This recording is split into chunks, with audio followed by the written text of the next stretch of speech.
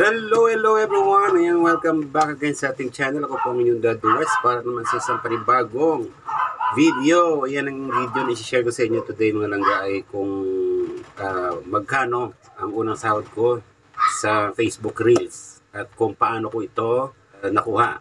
Okay? So hindi na tayo magpatumpik-tumpik pa. Let's go!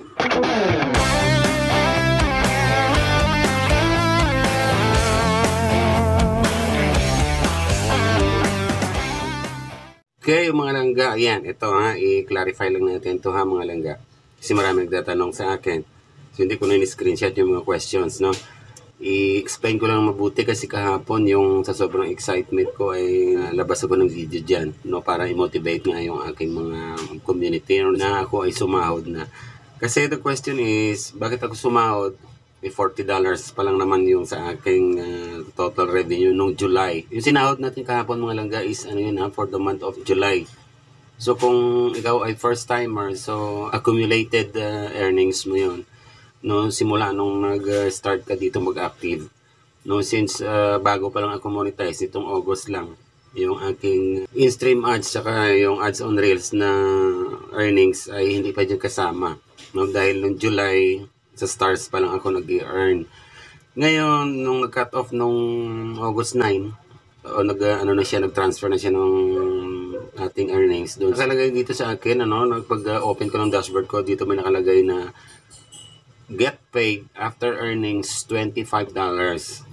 No? So, hindi ako nag-rely dito kasi minsan hindi naman to accurate. So, kasi alam ko dito talaga sa Pilipinas, masasahod lang natin ang earnings natin kapag nag-reach ito ng $100. Okay. So, kahapon, pagtingin ko sa dashboard ko, chinek ko lang kasi hindi naman ako madalas mag-check. O ito na yung lumabas. Nakita ko, kulay green na lahat ng mga earnings ko ng accumulated monthly. Kulay green at nakalagay paid. So, sabi ko, paano to? Bakit paid na? No? And dati dilaw yan, nakalagay dyan is hold. So, isa sobrang excited ko, nag-login ako sa PayPal account ko, no? And doon nakita ko nga na meron akong earnings na transfer na ni Meta doon sa aking PayPal account. So, yun, nakita ko, kinumpute ko, sakto siya. No? Walang labis, walang kulang ang earnings ko. Tapos, ayun nga, transfer ko na siya sa GCash ko. And then, after process, napakabilis lang. Kindly wait up to 24 hours for transaction to complete. You will receive an SMS. Action na to, napakabilis lang mga loads. Kasi pag pindot ko nga ng confirm, ay nag-transfer agad siya. And chinek ko nga sa balance ko sa GCash. Ay nando na kaagad yung sahod ko, yung pera. And pero may pinadala siyang sa message, sa SMS. Andito na nga yun, may na-receive ako na nag-transfer na ng pera sa GCash ko from my PayPal. So ganoon siya kadali, no?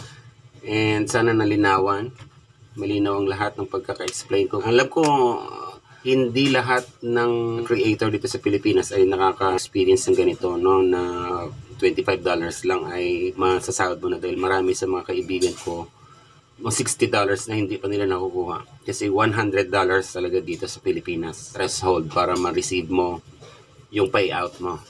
Okay, so sana malinaw yan and sana makatulong sa inyo itong video na to na ma-motivate kayo na magtuloy-tuloy kasi napakadali. Although first salary ko, imagine mo, laking bagay na yan na makasahod ka ng ganyan. What if sa next month na masahod ko na pati yung earnings ng aking mga unlock na mga monetization. So, excited na ako na masahod uli, no? Itong August earnings ko. Yung maliit man o malaki, isi-share ko sa inyo kung magkano. Okay? So, sana makatulong sa inyo itong video na to na ma-motivate kayo na maggawa ng mga engaging content, no? Para naman maka-earn na rin kayo. Sabay-sabay na tayong mag-grow. Okay? So, thank you so much for watching. Ako pa muli ang inyong Daddy West. Bye-bye!